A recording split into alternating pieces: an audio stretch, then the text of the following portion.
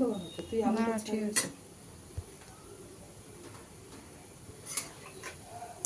এটা হচ্ছে বানানার পাকোড়া, বলো।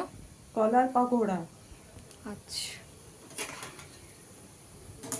প্রথমে কলাটাকে ছাড়াতে হয়, তারপর কলাটা চটকে নিতে হয়, তার মধ্যে সুজি দিতে হয়, ময়দা দিতে হয়, চিনি দিতে হয়, সামান্য নুন, ভালো করে চটকে নিয়ে ছাঁকা তেলে ভাজা করে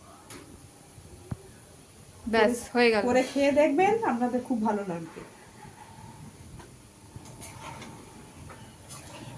পছন্দ হলে শেয়ার করবেন।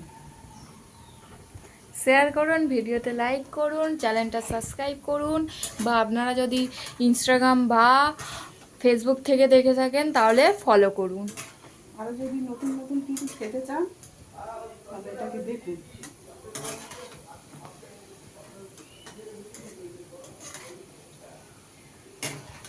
দেখুন কেমন হয়েছে। খুব ভালো খেতে, খুব সুন্দর টেস্ট। একবার তো ট্রাই করাই যায় বাড়িতে। খরচা কম।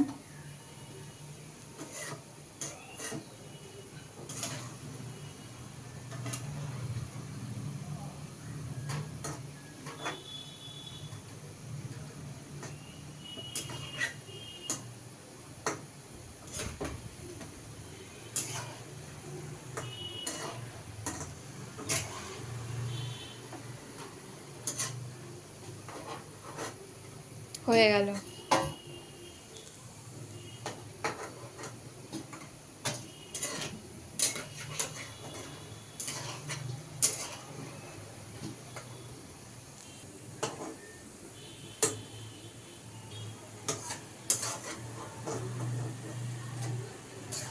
তো এখনো অতটা বাকি আছে, ওটা হলে হয়ে যাবে। একদম কিন্তু তেল টানে না, যেমন তেল তেমনই থাকে। দেখো দেখো, এই সেই কলার পকোড়া।